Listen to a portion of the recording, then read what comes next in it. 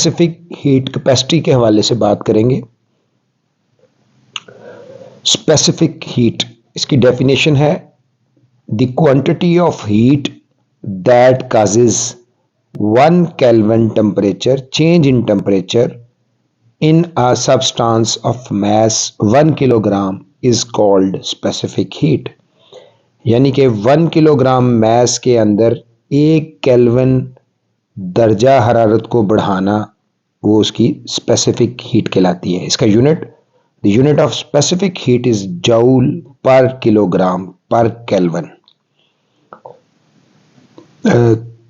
और इसके हवाले से मजीद हम आपको बताते हैं, द हीट अब्जॉर्ब्ड और released depends on the mass of a body. सबसे पहला फैक्टर ये है कि जो हीट है वो अब्जॉर्ब्ड और released depends on the mass of the body, कि जितना मास होगा उसके ऊपर डिपेंड करता है। इसी तरह the change in its temperature, इसके दर्जा हरारत में तब्दीली, and nature of the material of the body, के नेचर भी उसका कि किस किस्म, जैसे पानी का जो नेचर है वो डिफरेंट है, ईथर की डिफरेंट है, पेट्रोल की डिफरेंट है, डीजल की डिफरेंट है।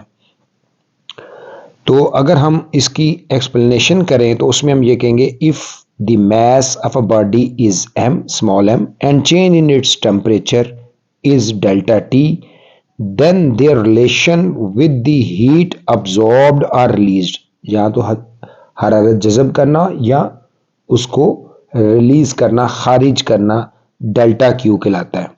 तो इक्वेशन ये बनेगी, delta Q directly proportional to m, यानी कि हीट अब्जॉर्ब और release is directly proportional to mass. इसी तरह जो डेल्टा क्यू है is directly proportional to difference in temperature.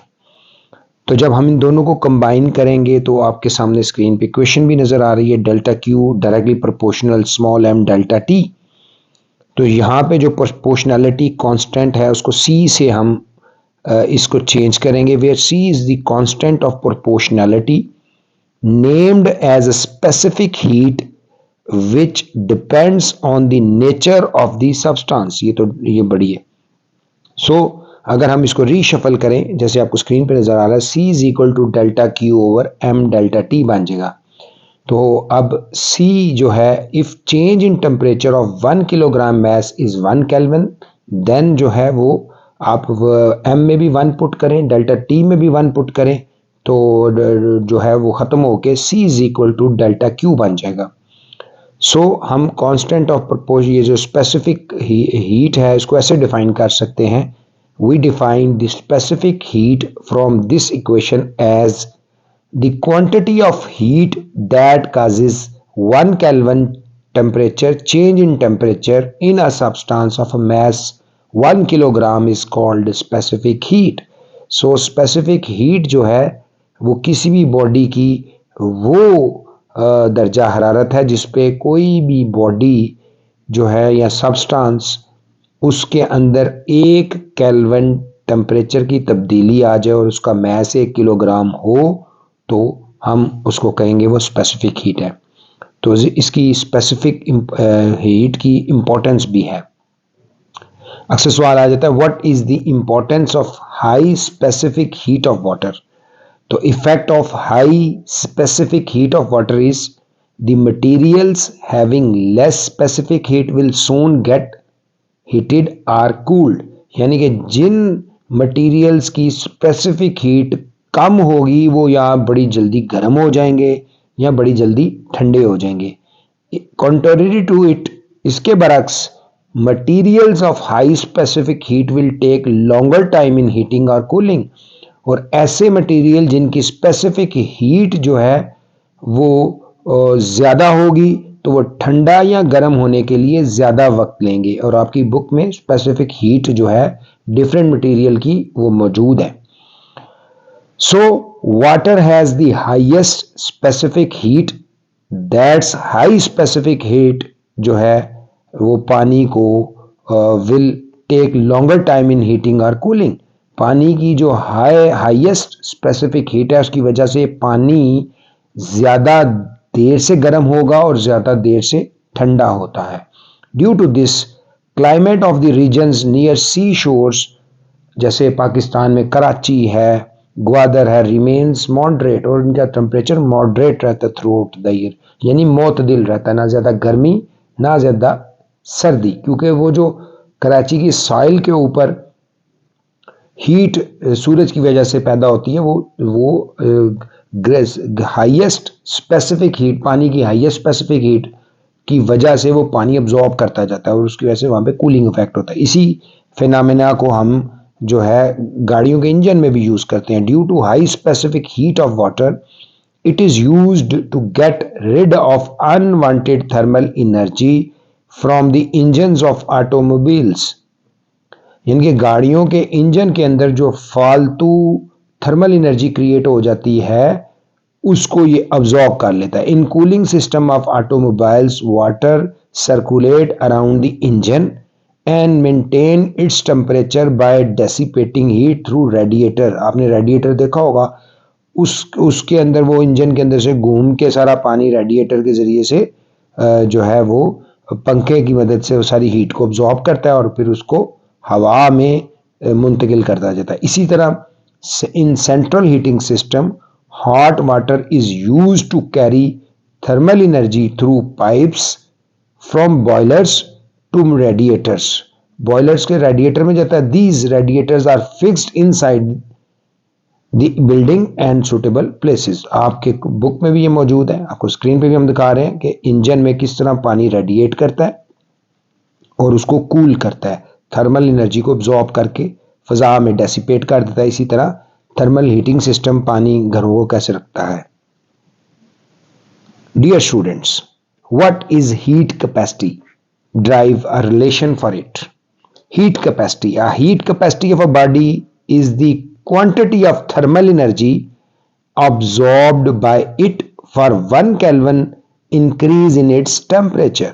यानी कि हीट कैपेसिटी वो सलाहियत है जो किसी भी बॉडी में थर्मल एनर्जी जैसे हरारत है उसको जज़ब करने की सलाहियत और उसमें 1 केल्विन इजाफे का मौजब हो, वो हीट कैपेसिटी कहलाती है। इसकी एक्सप्लेनेशन में, if the temperature of a body increases through delta T means change in temperature, on adding delta Q से मुराद हीट अब्जॉर्ब करना या रिलीज करने की सलाहियत है। तो delta Q amount of heat, then it's heat capacity will be delta Q over delta T।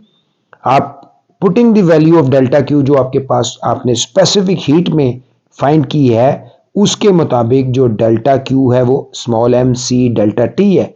तो हम हीट कैपेसिटी में डेल्टा Q में इसको पुट करते हैं, स्क्रीन पे भी नजर आ रहा है, और डेल्टा T से डेल्टा T कट गया तो डेल्टा Q बराबर हो जाएगा m स्मॉल c से। This equation shows that heat capacity of a body is equal to the product of its masses and its specific heat capacity. कि जो heat capacity है वो किसी भी जो बॉडी है उसकी जो मैस है, उसकी जो हमने से 1 किलोग्राम उसको कहा था, वो मैस और उसकी स्पेसिफिक हीट जो कि आपस में जब वो ज़रब खाते हैं तो वो उसकी हीट कैपेसिटी निकल आती है। इसकी मिसाल हम पानी से लेते हैं। For water, for example, heat capacity of 5 kilogram of water, 5 kilogram जो हमारे पास मैस है पानी का, उसकी हम ये जो है हीट कैपेसिटी देखेंगे तो 5 kg को मल्टीप्लाई करेंगे हम 4200 जूल पर किलोग्राम पर केल्विन, चूंकि ये पानी की स्पेसिफिक हीट है जो कैलकुलेट हो चुकी है। अब 5 से मल्टीप्लाई करेंगे तो हमारे पास आ जाएगा 21,000 जूल पर केल्विन। तो इसका मतलब क्या हुआ? It means that 5 kilogram of the water needs 21,000 joule per Kelvin of heat for every 1 Kelvin rise in its temperature. Thus, the larger the quantity of a substance, larger will be its heat capacity.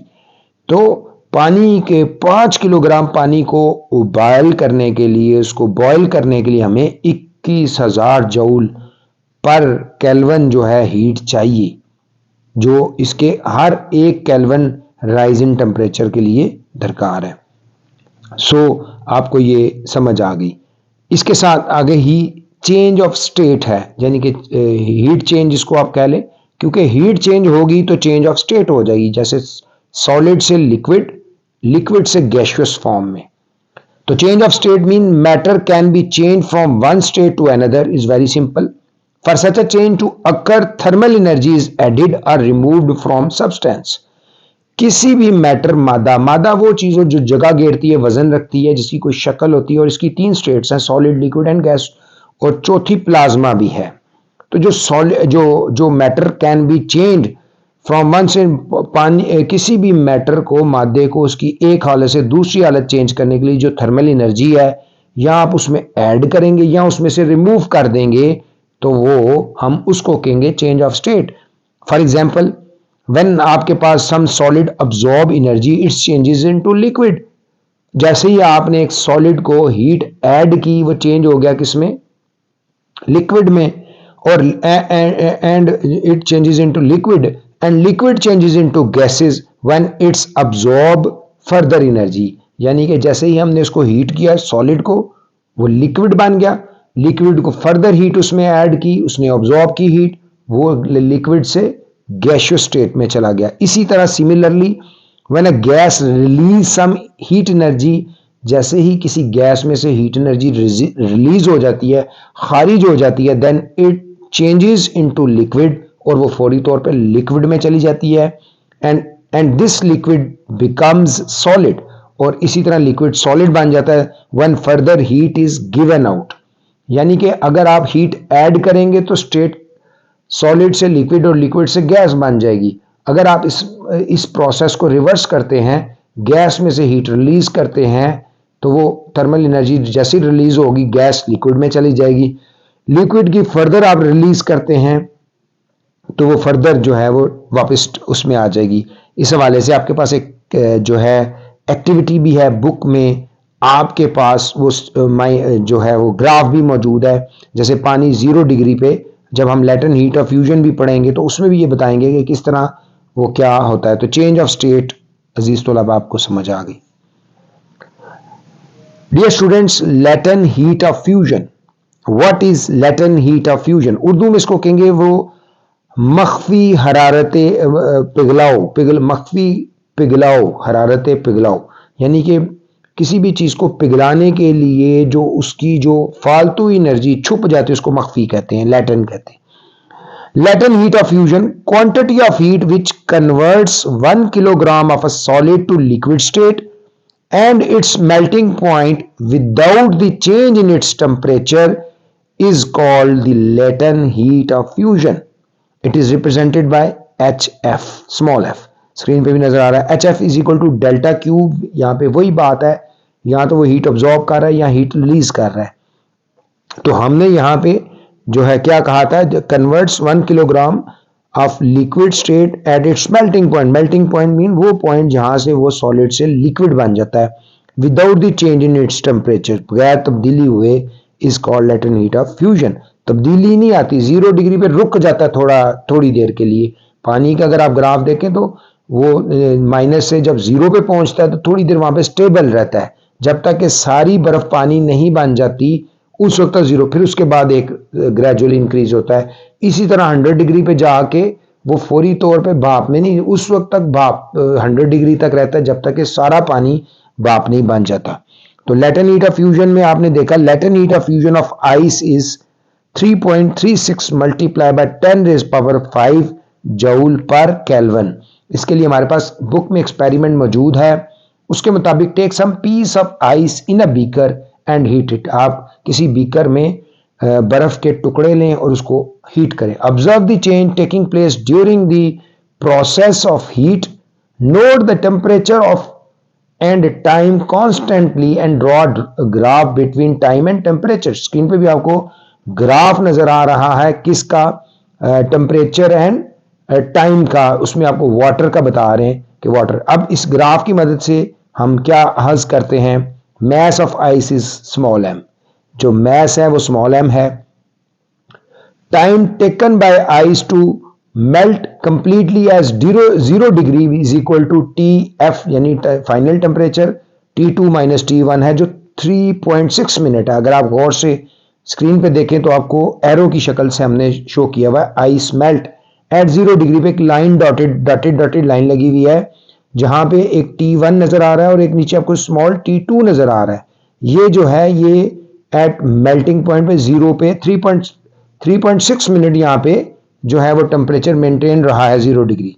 Time taken by ice to melt completely at 0 degree is equal to TF जो हमने बताया। इसी तरह time taken by water to change its temperature from 0 degree to 100 degree. अब देखिए 0 से 100 की तरफ वो ऊपर की तरफ मूव कर गया ग्राफ, तो वहां पे हमने T0 is equal to T3 minus T2 कर दिया। नीचे आप देखें दायरे में 10 और 8 के दरमियान T3 आपको नजर आ रहा है उसके अंदर फिगर के अंदर। तो ये चेंज आ गया ना, जैसे ही 3.6 मिनट्स वो 0 पे मेंटेन रहा और जैसे ही सारी बर्फ जो है पानी में पिघल गई और फिर पानी का टेम्परेचर अब आहिस्ता आहिस्ता राइज होके 100 पे चला गया। तो जब हमने फिर इसकी 100 डिग्री पे इसको नोट किया तो वो कितना टाइम लगा, 4.6 मिनट। अगर आप इसको कैलकुलेट करें तो ये 4.6 मिनट टाइम इसको मेंटेन होने में यानी कि लगा। अब इस दौरान हमें ये पता है specific heat of water C is equal to कितनी है, 4200 यानी कि 4200 जूल पर किलोग्राम पर केल्विन है। अब हम इंक्रीजिंग टेम्परेचर ऑफ वाटर देखते हैं। डेल्टा T था 100 डिग्री, 100 डिग्री को हमने इक्वलेंट टू 100 केल्विन किया। Heat required by water to change its temperature from 0 degree to 100 degree is equal to delta Q है, क्योंकि चेंज है डेल्टा Q है। डेल्टा Q का मतलब क्या है, स्मॉल MC डेल्टा T। अब इसके अंदर हम जो है वैल्यू पुट करेंगे। मैस हमारे पास कितना था, M है, और मल्टीप्लाई बाय 4200 मल्टीप्लाई बाय 100 से हम इसको मल्टीप्लाई किया, इसकी वैल्यू पुट की जो हमने ऊपर डाटा इकट्ठा किया, तो हमारे पास निकल आया 4.2 multiply by 10⁵ multiply by M यानी कि मैस के बराबर हो गया। So heat delta Q is required to water in time T0 to increase its temperature from 0 to 100 degree. तो हमारे पास क्या था, रेट ऑफ ऑब्जॉर्बिंग, चूंकि हीट ऑब्जॉर्ब हो रही है वो था डेल्टा Q ओवर T0। अब डेल्टा Q जो था वो T0 था, और T0 क्या है, हीट ऑब्जॉर्ब इन टाइम, आपको स्क्रीन पे भी नजर आ रहा है। Small f is equal to delta Q, f is equal to delta Q over T0 multiply by TF है। यहां पे हमने जब इस इक्वेशन को फर्दर, जो हमारे पास TF है वो हमारे जो पास TF जो जिसको हमने डेल्टा Q कहा था, तो डेल्टा Q की जगह हमने M मल्टीप्लाई बाय HF कर दिया, heat of fusion is equal to delta Q multiply by TF हो गया। सिंस इधर आपको नजर भी आ रहा है delta QF is equal to M multiply by HF है, हमने निकाल लिया हुआ ऊपर स्पेसिफिक जो हीट जो है इसकी लैटेंट हीट ऑफ फ्यूजन निकाला हुआ, ये 4.2 मल्टीप्लाई बाय 10⁵ मीटर वाला मैस वाला। इसी तरह HF है, उसको जब हमने मल्टीप्लाई किया तो हमारे पास निकला है 3.29 मल्टीप्लाई बाय 10⁵ जूल पर kilogram. In this experiment latent heat of fusion of ice is found to be 3.29 multiplied by 10⁵ joule per kilogram, but its actual value is 3.36 multiplied by 10⁵ joule पर kilogram, क्योंकि हमने इसको significant figures के जरिए से इसको clear किया। तो अजीज तलबा, ये जो लेटेंट हीट ऑफ फ्यूजन है ये इंपॉर्टेंट क्वेश्चन है, ये आपको आना चाहिए और इसकी सारी कैलकुलेशन आपके पास है। इसके बाद define melting point and freezing point. Melting point, when a substance is change from solid to liquid state by adding heat, the process is called melting और फ्यूजन। जब भी किसी भी सब्सटेंस में हम हीट ऐड करेंगे और उसको सॉलिड से लिक्विड या लिक्विड से गैस स्टेट में चला जाए तो इस अमल को, नहीं सॉरी, सॉलिड टू लिक्विड जाएगा तो हम इस अमल को मेल्टिंग और फ्यूजन कहेंगे। मेल्टिंग पॉइंट क्या होता है, the temperature at which a solid starts melting is called it's melting और फ्यूजन पॉइंट। वो पॉइंट, नुक्ता, जहां पे कोई भी जो है सॉलिड वो लिक्विड बनना शुरू हो जाए, उस पॉइंट को हम उसका मेल्टिंग पॉइंट या फ्यूजन पॉइंट कहते हैं। Freezing point, the temperature at which a substance changes from liquid to solid state is called its freezing point. और फ्रीजिंग पॉइंट वो पॉइंट होता है जहां लिक्विड से वो सॉलिड बन जाता है, उस पॉइंट को हम उसका फ्रीजिंग पॉइंट कहते हैं। और एक तीसरा होता है बॉइलिंग पॉइंट। और अजीज तलबा, बॉइलिंग पॉइंट मीन्स वो पॉइंट जो जो बॉइलिंग पॉइंट वो पॉइंट होता है जिस पॉइंट पे जो कोई भी चीज़ है वो खौलना शुरू हो जाए, लिक्विड स्टेट से गैसियस स्टेट्स में चला जाए, तो उस पॉइंट को हम उसका बॉइलिंग पॉइंट कहते हैं। इसीलिए जो पानी है उसका फ्रीजिंग पॉइंट माइनस में है और ज़ीरो पे उसका मेल्टिंग पॉइंट है, और फ्रीजिंग पॉइंट जो उसका बॉइलिंग पॉइंट है वो 100 डिग्री है। तो लेटेंट हीट ऑफ वेपोराइजेशन इसके बाद हम बात करेंगे। Thank you.